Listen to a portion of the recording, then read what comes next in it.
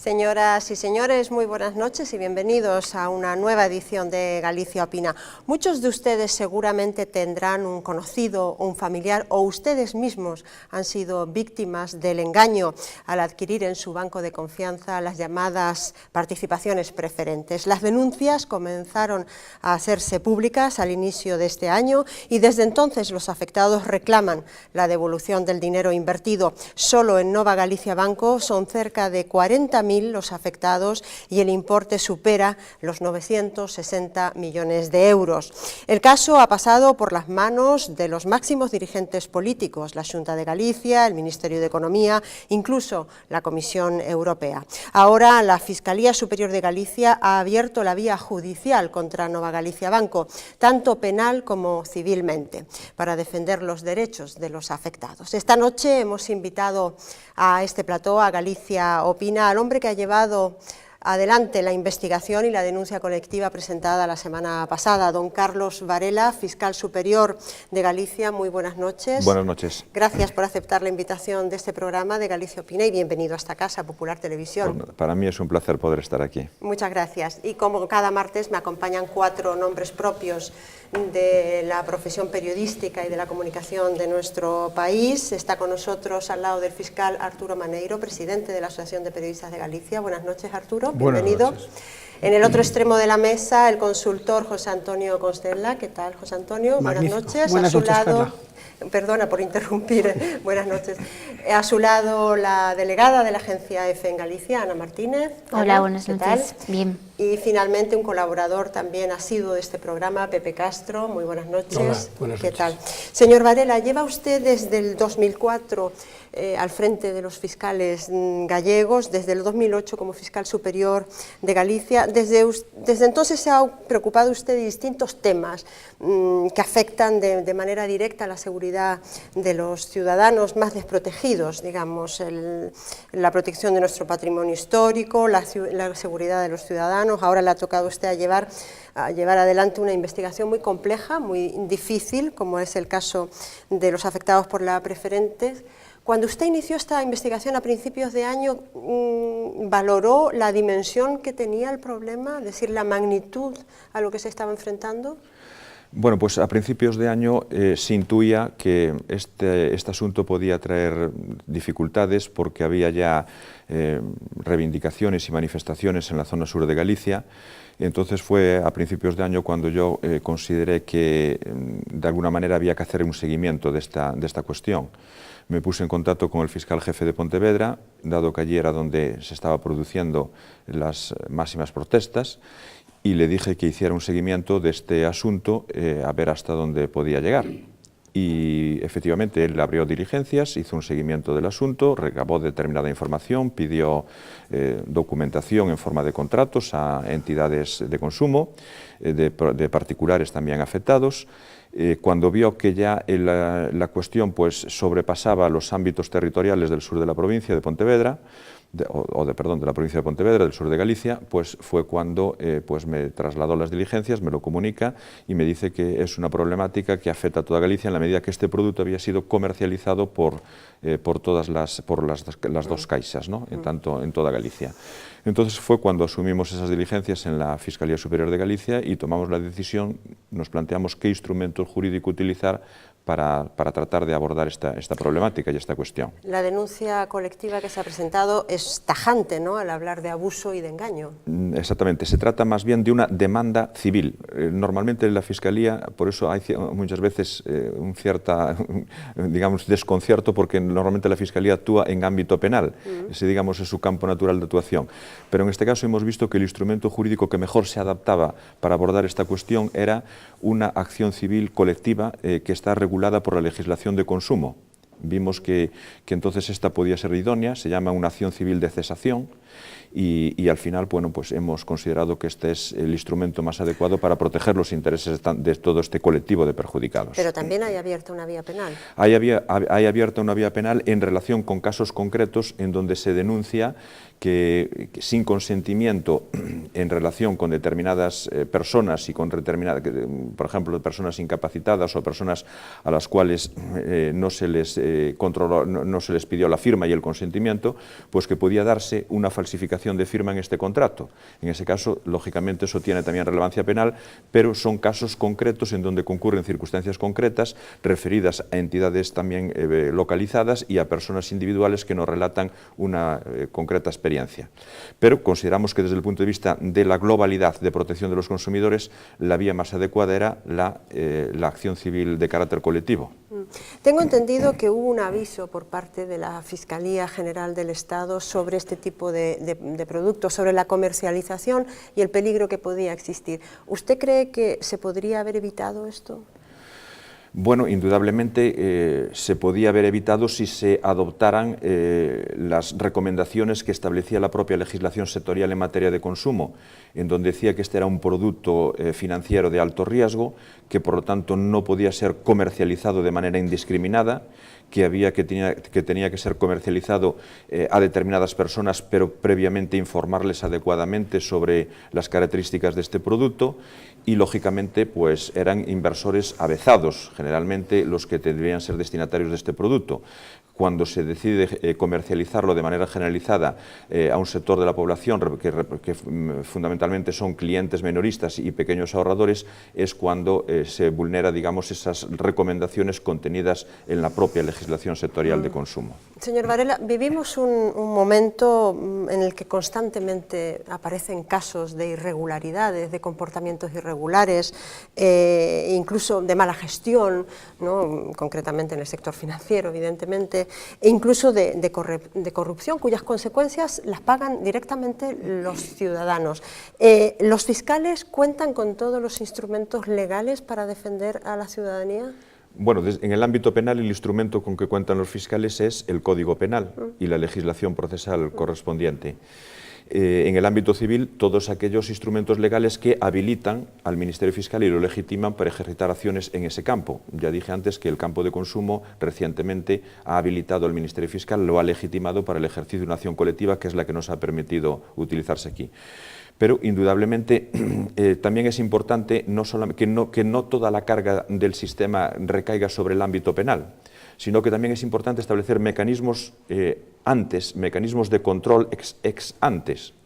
Por lo tanto, si fuéramos capaces de establecer esos mecanismos de control, evitaríamos en muchos casos ocasiones para que se produjeran comportamientos irregulares, otras veces comportamientos claramente que inciden en la corrupción, y por lo tanto seríamos capaces de neutralizarlos antes de que produjeran resultados. En este sentido, establecer planes de prevención de riesgos en la gestión y que nos eliminen también las posibilidades de corrupción y otras infracciones con esas, como puede ser el tráfico de influencias, negociaciones prohibidas a funcionarios, etcétera, etcétera. Bueno, pues eso sería muy importante, establecer este tipo de planes de prevención. Cambiamos de ámbito, si le parece, porque Galicia pues, ha estado entera pendiente del robo y del feliz rescate del Códice Calistino. ¿Qué lecciones podemos extraer del caso? Bueno, fundamentalmente lo que hay que ver es que aquí se ha producido un infortunado suceso, como es la desaparición de una obra de estas características, y que, bueno, que pone en evidencia, digamos, ciertas deficiencias también en la seguridad de los templos y de los edificios religiosos, en este caso de la propia catedral. Por lo tanto, hay que tomar nota de estas deficiencias y tratar de que no se vuelvan a reproducir en el futuro. Bien, señor Varela, le propongo que abramos un turno de pregunta a mis colegas. Arturo, por favor, adelante. Hablando del tema de las preferentes, se me ocurre pensar si la responsabilidad es solo de las empresas o también podría haber alguna posibilidad de que incurrieran en alguna cuestión penal las personas concretas que colocaron esas acciones a las personas concretas, no solo como entidad, que es la entidad es la que tiene capacidad, diríamos, de responder económicamente de eso, pero y aquellas personas que estaban en las oficinas y que le han vendido personalmente a cada uno, ¿esos incurren en algún problema penal de consumo o están exentos de responsabilidad? Bueno, en principio lo que se trataba era de un producto que se comercializaba con la autorización de la Comisión Nacional del Mercado de Valores, con la autorización del Banco de España. Entonces, aquí lo que vimos cuando analizamos esta cuestión fue que efectivamente lo que se había producido era una indebida comercialización en los sectores de población a los que anteriormente me referí. Supongo que sería fundamentalmente por necesidades de capitalización de las entidades. Entonces, lógicamente, esas órdenes provienen de los organismos directivos de estas entidades. Ciertamente, creemos que si hubiéramos podido explorar más profundamente la vía penal, en el caso de contar con el instrumento adecuado. ¿A qué me estoy refiriendo concretamente? A que a partir del año 2010 se establece en nuestra legislación el principio de responsabilidad penal de las personas jurídicas en razón a actos inadecuados realizados por sus digamos, directivos. Entonces, a través de esa vía pudiéramos, por lo tanto, de estar vigente esta posibilidad, en ese momento, bueno, pues indagar una responsabilidad de la persona jurídica y también de los directivos que hubieran recomendado este tipo de prácticas que después se revelaron irregulares en relación con un determinado perfil de clientes. Pero el propio vendedor, diría yo, ahí podría incurrir en algo, el comercial que insta a la señora que no tiene mucho conocimiento, usted compre esto que no hay ningún tipo de problema, o no está todavía estudiado ese asunto. Vamos a ver, el vendedor que nosotros encontramos pues es el empleado de una oficina, es un director de una oficina.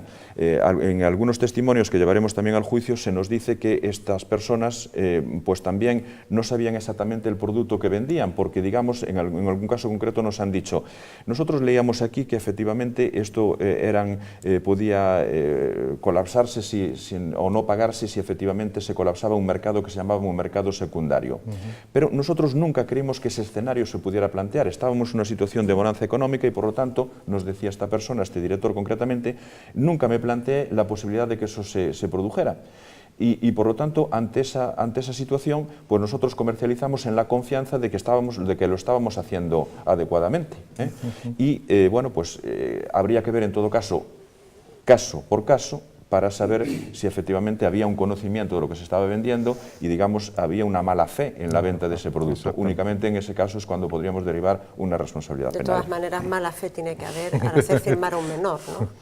Bueno, precisamente esos casos son los que estamos comprobando por la vía penal. Exactamente, los que me refería anteriormente, que individualizadamente son casos concretos que llama mucho la atención la forma de comercialización y el método que se utiliza. Por lo tanto, estamos derivando a la vía penal, ese tipo de asuntos están derivados hacia la vía penal. En ese caso sí que podríamos ver a un director de una sucursal en ese caso sí, porque incluso si lo que se hace es firmar sin que firmar este director firma, pues lo que hace es una falsificación de firma en el apartado que aparece donde tiene que firmar el cliente. Entonces habría una falsificación de firma. Eso sí que lo estamos derivando a la vía penal, son casos individuales los que me referí anteriormente y a ver qué sale. ¿Cuántos casos hay de esos?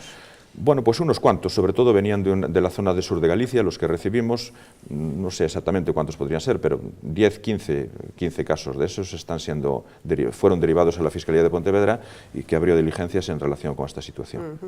José Antonio, por favor. Sí, muchas gracias, Carla. Bueno, buenas noches, señor fiscal. O sea, yo un poco por cambiar de tema, ¿no? Porque yo estoy de acuerdo con lo que ustedes afirmaban y yo más creo que es así, creo que si no hubiese caído un mercado secundario que nadie entendía que podía haber caído, este producto financiero hubiese tenido su rentabilidad más elevada que otros productos financieros de similares características y no hubiese pasado nada, ¿no? Es muy desafortunado y ahora nos encontramos con esta realidad. En cualquier caso, yo le quería preguntar, ¿cuenta la Fiscalía con suficientes medios como para afrontar situaciones como estas investigaciones que son de calado y otras que yo entiendo que también cabría la posibilidad de su actuación, o la crisis también está afectando un poco a la acción inspectora de la Fiscalía?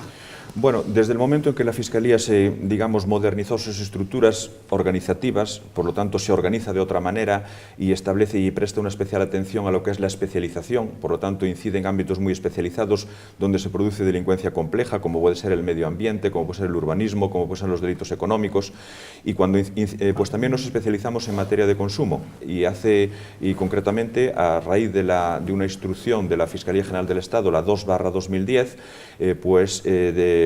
se establece en esta instrucción que la Fiscalía deberá también atender a los aspectos de consumo, sobre todo porque se observa un gran desequilibrio entre las empresas que venden los servicios y los consumidores de esos servicios. Y por lo tanto se consideró que la Fiscalía también podía cumplir ahí un papel, utilizar por lo tanto su infraestructura para defender a este consumidor que se encuentra en esta situación de desequilibrio ante estas estructuras comerciales. Y a partir de ese año, pues del 2010-2011, iniciamos pues, la posibilidad de que establecer fiscales especializados en cada una de las fiscalías provinciales y además un fiscal coordinador que serían coordinados por un fiscal de consumo en el ámbito de la Fiscalía Superior. Vimos que este era un caso paradigmático, es además el primer caso en el que actuamos, que creímos que o actuamos en este caso o no tendrá sentido actuar en otros, porque un caso tan evidente y tan talmario como este no se nos veía presentar. Y por lo tanto decidimos hacerlo. Evidentemente, nuestras estructuras de alguna manera se resiente y hubo que hacer una, digamos, priorización de recursos. Por lo tanto, dejar cosas a un lado y decir, este es el problema que ocupa en este momento, por lo tanto, tendremos que intentar dar una salida. Priorizamos esa actuación, priorizamos nuestros recursos y, por lo tanto, fuimos capaces en muy breve espacio de tiempo pues, de dar cuenta de este gran número de casos y articular adecuadamente digamos, el argumentario jurídico que necesitamos. Ana, por favor. Quería saber se había unha recomendación por escrito de que se intentase colocar este produto das participacións preferentes entre os xubilados. A nós nos consta que no ano 2004 que hai son circulares internas, en donde se di, non se especifica, pero se di que, bueno, que é un produto que está aí, que entonces se lle di que pode ser comercializado, que está aprobado por a Comisión Nacional do Mercado de Valores e que, polo tanto, bueno, pois... pero, bueno, tamén se facía referencia nos folletos informativos a que non valía calquer cliente, non se podía comercializar en calquer segmento da población. Porque despois, a partir do ano 2007, sí se aparece este produto como un produto, digamos, de alto risco, conceptuado como tal por a propia Comisión Nacional do Mercado de Valores, porque ademais houve unha directiva comunitaria que se chamaba MIFID, en donde se establece incluso a necesidade de realizar unhos tests para que o perfil de cliente fose o aceitado, non? E entonces aquí pois tamén se veu claramente de que non se cuidou esas observacións que facía a directiva MIFID, pero tamén antes de estar vigente esta directiva, que é transposta por ordenamento xurídico español a partir do 2007, como dixen antes, pero antes tamén se advertía de que este non era un produto para comercializar, digamos, de maneira indiscriminada. Por lo tanto, que tiña que ter a información debida, a información necesaria, e este, digamos, que non se cubriu non se cumpliu este deber e esta observación por parte da entidade e, polo tanto, o grosso do argumentario xurídico da Fiscalía pois ten en conta esta situación. E é a primeira vez en España que se dá unha acción civil colectiva destas características? Tense dado en algunhas comunidades en relación con Telefónica, con gas natural, por parte da Fiscalía. No caso de Cantabria foi Telefónica, no caso de gas natural foi en Córdoba, pero que unha acción con tanto perxudicado, de carácter, vamos, por o que se chaman intereses difusos, é dicir, donde, digamos, os afectados son dificilmente determinables en este momento da demanda, porque non sabemos quenes tiñan información suficiente e quenes a tiñan. Por lo tanto, consideramos que esta sería a primeira acción que vai por esta vía de acción colectiva, de cesación basada en intereses difusos, a que se añade tamén unha acción, a que se engade unha acción de resarcimento tamén, non? Pepe.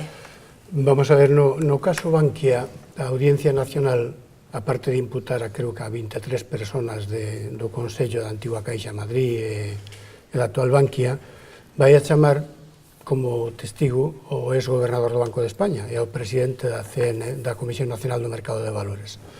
Dado que este produto, como vostede acaba de dicir, é un produto bastante sofisticado, sometido a un regulamento moi concreto que as entidades non cumpriron, a miña pregunta é, non se podía implicar ou chamar por elevación o propio gobernador do Banco de España, que era o encargado de supervisar que as entidades financeiras cumpriran exactamente todo o establecido, e incluso no caso galego a propia Xunta de Galicia, que tamén tiña competencias sobre esas entidades? Esa é unha pregunta. E unha segunda pregunta é que se están buscando unha serie de solucións, saídas a este conflito, a este problema, tanto por parte do Goberno como por parte de Europa, non? A pregunta é se sacada algún tipo de solución nestos organismos, no Goberno español e na Comunidade Europea, o caso da Fiscalía Galega desaparece?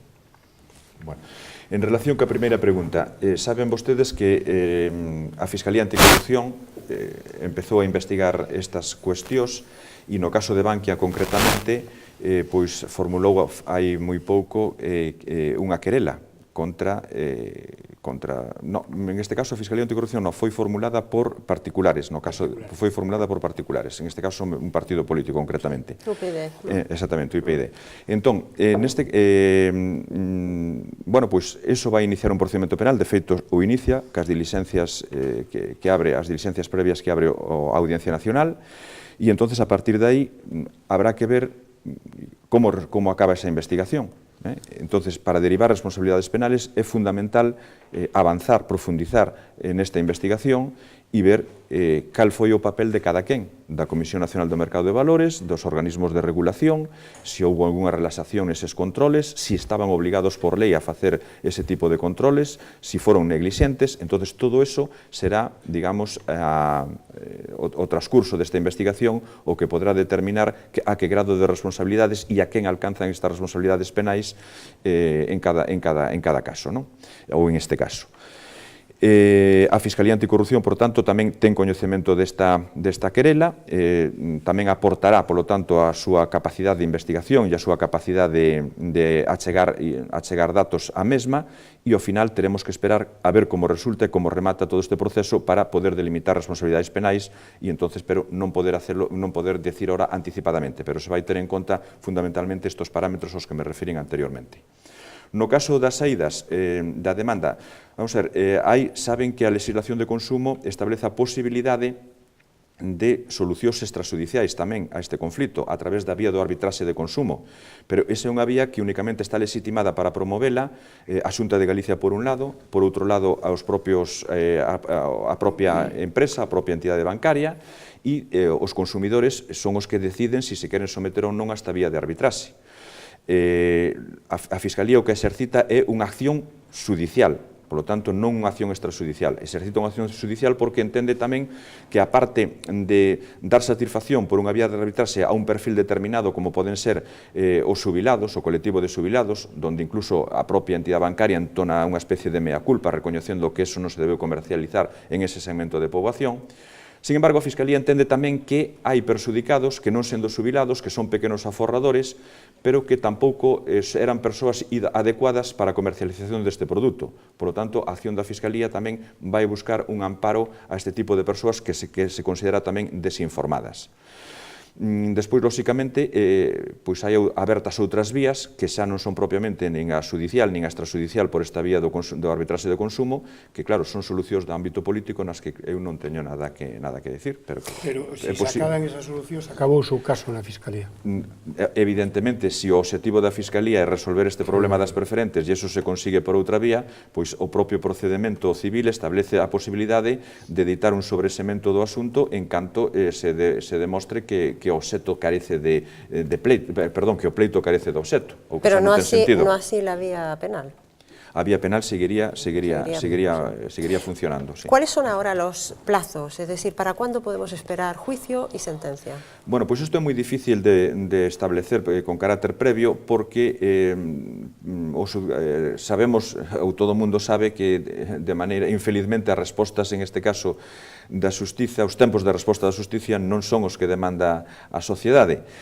Pero que, lóxicamente, aquí dependemos de que isto caeu nun xulgado de primeira instancia, depende do grado de, digamos, colapso que exista nese xulgado de primeira instancia, depende si está disposto a priorizar recursos, como fixo a Fiscalía neste momento, dixamos, bueno, consideramos que isto é un problema importante, polo tanto, llevamos a destinar as nosas máxima atención, que o xulgado pudera facer esa avaliación en este caso, e, polo tanto, e depois hai un procedimento que nos vamos por un procedimento, ou a Fiscalía vai por un procedimento ordinario, unha vez que acumula unha acción de resarcimento, inda que legalmente había a posibilidade, se solamente se exercitara unha acción de cesación, de ir por un procedimento verbal que é moito máis rápido, pero ir por o procedimento ordinario, pois tamén os trámites son máis lentos.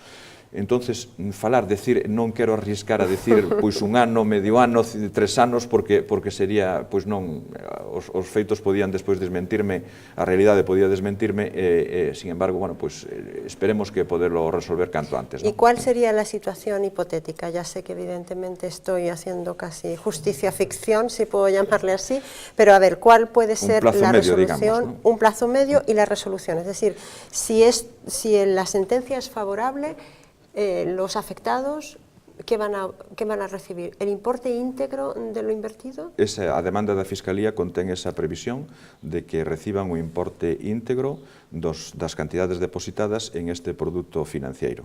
No seu caso, intereses legales. Eso habrá que acreditarlo tamén no seu caso.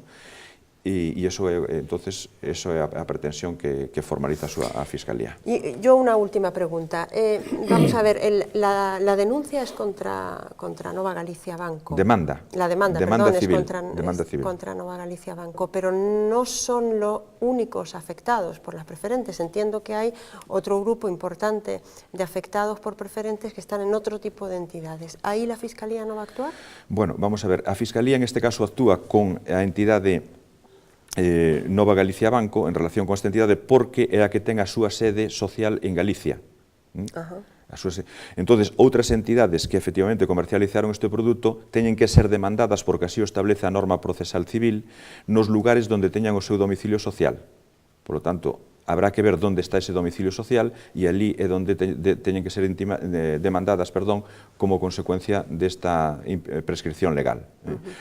De todas maneiras, fai uns días estuve a semana pasada nunha reunión de fiscales superiores con o fiscal Seral en Madrid e entonces o fiscal, por exemplo, o fiscal superior de Baleares manifestou que na súa comunidade existían problemas de preferentes. A fiscal xefe de Sevilla non estaba nesta reunión, pero xa me chamou por teléfono e me dixo que tamén na súa comunidade había problemas de preferentes, o fiscal superior de Andalucía tamén. Por lo tanto, en estes lugares pois se lle mandou, digamos, a demanda da Fiscalía se formula como unha demanda tipo, en donde, cambiando o que haxa que cambiar, pois podrá ser adaptada tamén para ser demandadas entidades en estes lugares e afectados que poidan existir de outras entidades bancarias, ¿no? Una última pregunta con respecto ya y cerramos el apartado preferentes, con respecto al códice, la misma que le hacía antes. Plazos para juicio y sentencia, ¿cuándo podemos...? Esto va a ir a más rápido, ¿no?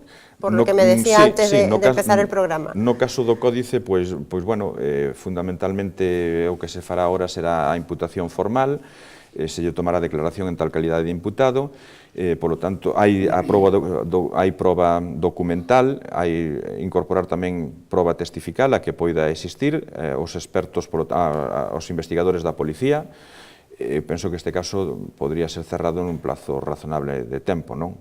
Un plazo de 3-4 meses como moito, pois a fin de ano, poñamos por caso, pois a Fiscalía creo que estaría en condicións de formular o seu escrito de acusación e despois vería xa o xuicio no xulgado penal, a audiencia provincial, en función da pena que fora solicitada e, bueno, creo que este caso vai ir moito máis rápido, lóxicamente.